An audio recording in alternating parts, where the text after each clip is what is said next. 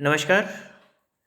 Video व्याख्यान की श्रृंखला में आज हम उद्धव शतक जो काव्य रचना है इसके भाव पक्ष और कला पक्ष पर चर्चा करेंगे, क्योंकि कई बार बड़ा जो 20 नंबर का प्रश्न है वह इस तरह से भी पूछा जा सकता है कि उद्धव शतक की काव्यगत विशेषताओं पर प्रकाश डालिए।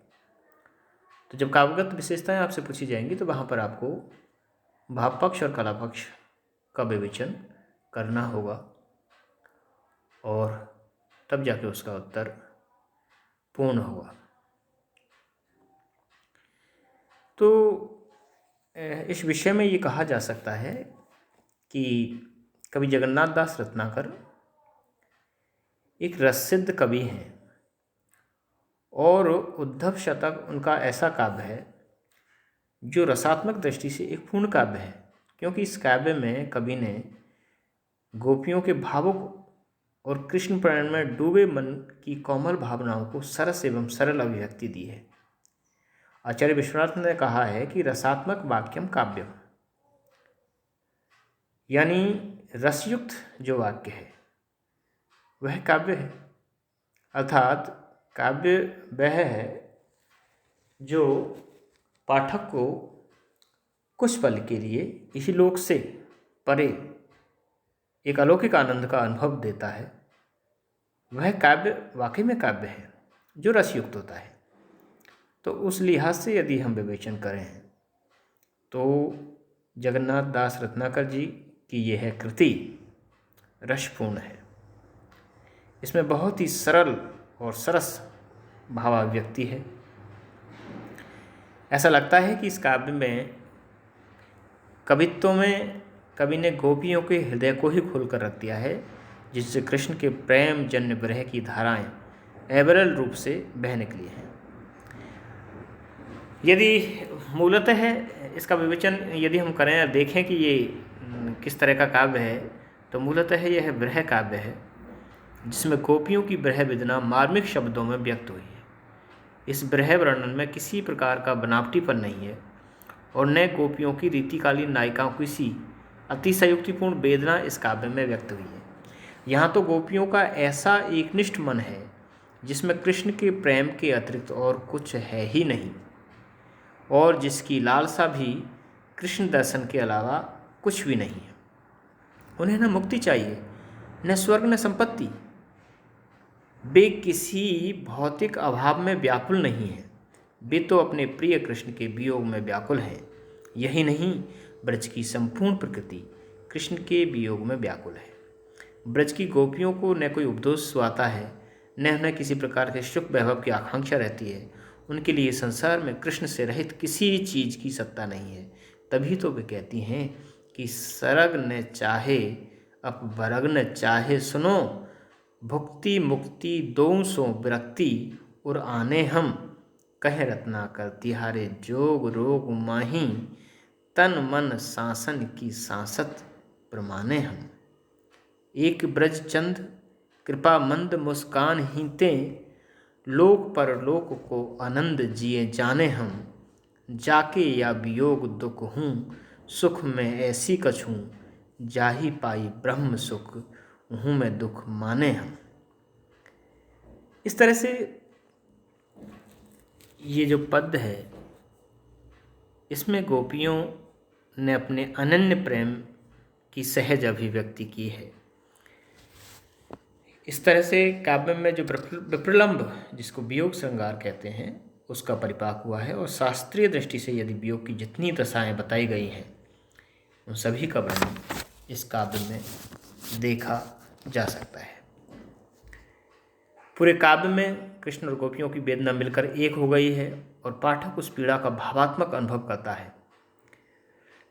विप्रलंब श्रृंगार के साथ इस काव्य में शांत रस का भी सुंदर परिपाक हुआ है और कवि ने अपने कौशल से ज्ञान योग का खंडन करते हुए भक्ति योग का प्रतिपादन कर दिया है। किंतु इस भक्ति योग के प्रतिपादन में कवि ने विप्रलंब का सहारा लिया है।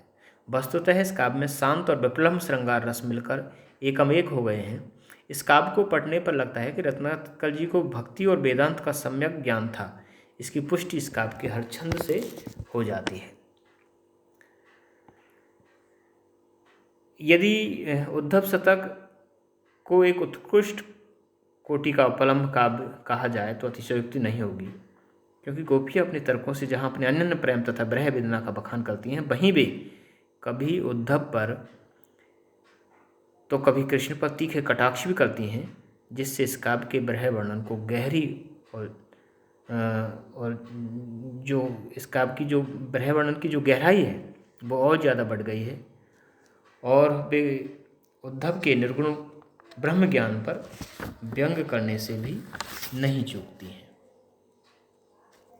कहने का आशय यह है कि उद्धव शतक का जो भाव सौंदर्य है वो अप्रतिम है, और इस काव्य में भावों का सजीवता है, माधुर्य की सरसता है, गंभीर और वेदना है, प्रेम की अनन्यता और तन्मयता है। भावों का इतना सहज और तन्मयतापूर्ण प्रवाह इस काव्य में है जिसको पढ़कर के पाठक अपनी सुध-बुध भूल जाता है। अब हम इसके कला पक्ष की बात करें तो यह काव्य भावात्मक दृष्टि से जितना श्रेष्ठ है, कलात्मक दृष्टि से भी उतना ही श्रेष्ठ है।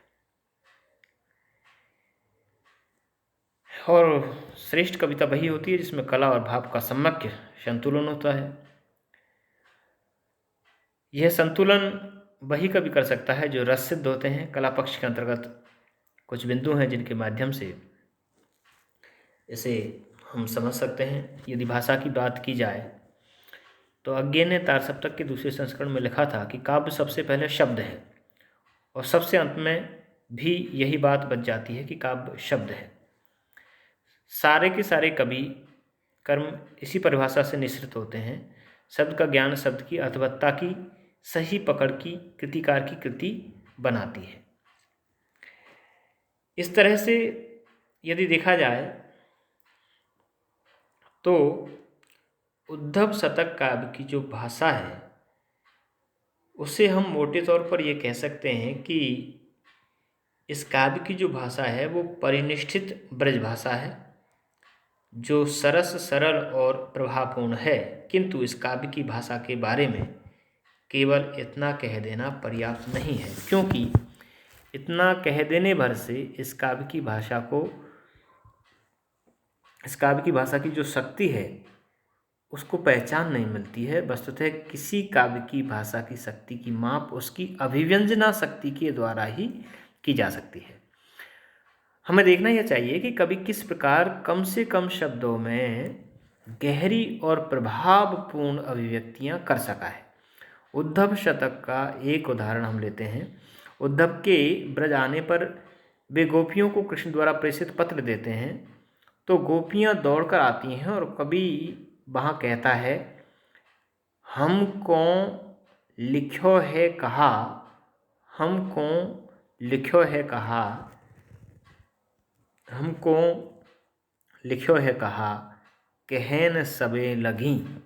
इस एक पंक्ति में ही हमको लिखो है कहाँ पद 3 बार आया है। शास्त्रीय दृष्टि से इस पंक्ति में पुनरुक्ति दोष है, किंतु यह दोष ही इस पंक्ति की ताकत है, क्योंकि इस वाक्यांश की आवृत्ति से कृष्ण के प्रति गोपियों के अनन्य प्रेम, कृष्ण के समाचार जानने की उनकी व्याकुलता, उनकी बेताबी, कृष्ण के अभाव में उनकी मन स्थिति का आभास इस आवृत्ति से पाठक को सहज ही हो जाता है। यह आवृत्ति काव्य दोष न होकर इस पूरे छंद का सौंदर्य बन जाती है। हम सामान्य जीवन में भी इस बात को देख सकते हैं कि जहाँ हमारा स्नेह किसी व्यक्ति से अधिक होता है तो वहाँ पर जब एक लंबा अंतराल हो जाता है मिले, तो वहाँ पर इस तरह की बेचैनी देखी जा सकती है। जैसा कि गोपियाँ हैं और वो अपनी सुध-बुध खो देते हैं, उन्हें नहीं पता कि हम कितनी बार इस बात को रिपीट कर चुके हैं। तो किसी बात का जो दोहराव बार बार में हो रहा है, वह हृदय में उस व्यक्ति की पैठ का अंदाज़ा हम लगा सकते हैं कि वो किस कदर उनके दिलो दिमाग में बैठा हुआ है। इसलिए गोपियाँ बार बार में कहती हैं, हमको लिख्यो है कहाँ, हमको लिख्यो है कहाँ, हमको लिख्यो है कहाँ, कहन सवें लगी। तो रत्नाकर जी की जो भाषा है उसकी ये बहुत बड़ी ताकत है, अभिव्यंजना शक्ति, और उनका जो शब्द चयन है वह भी कमाल का है। रत्नाकर जी के समक्ष सूरदास, तुलसीदास, नंददास, मीराबाई, बिहारी आदि कवियों द्वारा प्रयुक्त ब्रजभाषा का स्वरूप था, जो उनके लिए चुनौती भी था। दूसरे जिस काल में उन्होंने 10 शतक की रचना की, उस काल में खड़ी बोली का प्रचलन आरंभ हो गया था। उन्हें यह भी ज्ञान था कि भावों की अभिव्यक्ति के लिए उपयुक्त शब्द का प्रयोग आवश्यक है, जिससे कविता में लाक्षणिकता आ जाती है। रत्नाकर जी ने इस काव्य में ऐसे शब्दों का प्रयोग किया है कि जिससे पूरे छंद में चमत्कार उत्पन्न हो जाता है। जैसे गोपियाँ उद्धव से कहती हैं, चेरी हैं न ऊधो काहू ब्रह्म के बवा की हम, सुधो कहीं देती एक काहन की कमेरी हैं। इस पंक्ति में बवा शब्द का प्रयोग बड़ा व्यंजक है। गोपियाँ ब्रह्म को भी कृष्ण के समक्ष कुछ नहीं समझती हैं, पर बवा शब्द के प्रयोग से उनकी भावनाओं को और ज़्यादा गाढ़ा रंग प्रदान कर दिया है। रत्नाकर जी ने इस काव्य में ऐसे शब्दों का प्रयोग किया है जिनके स्थान पर दूसरा शब्द रखते ही सारे कवित्व का सौंदर्य समाप्त हो जाता है। तो इस प्रकार से हम कह सकते हैं कि जो इसका भाव सौंदर्य है उसके साथ साथ इसका जो कलात्मक सौंदर्य है वह भी बेजोड़ है। छंद विधान की बात यदि हम करें तो ये एक मुक्तक काव्य है, और इसकी जो रचना है वो घनाक्षरी या कवित्व में हुई है, जो एक मुक्तक काव्य के लिए प्रयुक्त छंद है। इस छंद को रत्नाकर जी ने शायद इसलिए स्वीकार किया कि रीतिकाल में घनानंद देव, मथुराम पद्माकर, भूषण आदि कवियों इसी छंद में मुक्तक काव्य की रचना की। श्रृंगार वर्णन के लिए रीतिकाल में इस छंद का खूब प्रयोग किया गया। उद्धव शतक विप्रलंब श्रृंगार परक काव्य है, जिसके लिए यह छंद सर्वथा उपयुक्त है।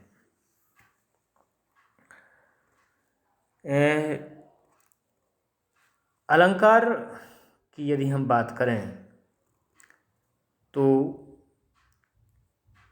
रीतिकाल में ब्रजभाषा काव्य में अलंकारों का प्रयोग इतना अधिक हुआ कि उसमें भावोद्रेक आहत हुआ, और उसका परिणाम ये हुआ कि काव्य की जो हृदय ग्राह्यता है वो कम हुई।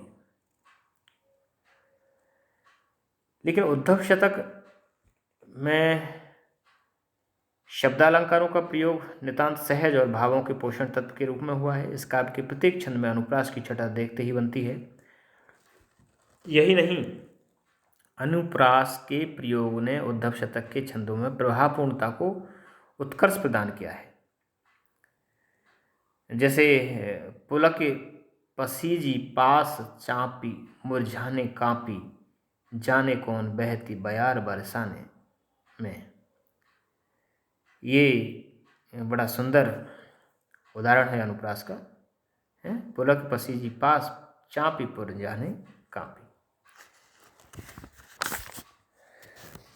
तो इस तरह से हम देखते हैं कि रत्नाकर जी ने इस काव्य में न केवल अनुप्रास का बहुत सुंदर प्रयोग किया है, वरन अन्य जो महत्वपूर्ण अलंकार हैं उनका भी सुष्ठु प्रयोग इस काव्य में देखा जा सकता है। श्लेष का सौंदर्य भी इसमें बखूबी देखा जा सकता है।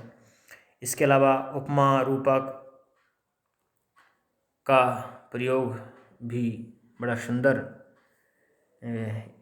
रत्नाकर जी ने किया है इस काव्य में।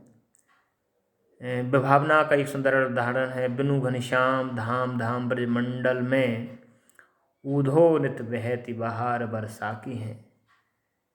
इसके अलावा अतिश्लेषातिशोक्ति, अत्युक्ति, लोकोक्ति।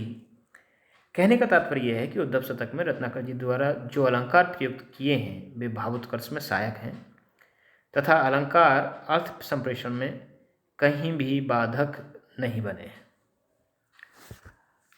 अब यदि हिंदी साहित्य में स्थान की बात की जाए तो रत्नाकर जी उन जगमगाते रत्नों में से एक हैं जिनकी आभा चिरकाल तक बनी रहेगी। अपने व्यक्तित्व तथा अपनी मान्यताओं को उन्होंने काव्य में सफल वाणी प्रदान की। उसकी छाप इनकी साहित्यिक रचनाओं में स्पष्ट रूप से देखी जा सकती है। रत्नाकर जी ब्रजभाषा काव्य की महान विभूति हैं और आधुनिक काल में ब्रजभाषा में कविता करके इन्होंने अपने आप को ऐतिहासिक पुरुष सिद्ध किया। तो ये रत्नाकर जी की अपनी एक विशिष्टता है और ये इस रचना की जो कला और भाव पक्ष है, जो कि एक बड़ा प्रश्न बन सकता है, आपसे पूछा जा सकता है, तो इस लिहाज से इसका विवेचन आप कर सकते हैं। उम्मीद करता हूँ कि साहित्यिक सौंदर्य को समझने में ये वीडियो व्याख्यान आपको सहायक सिद्ध होगा। धन्यवाद।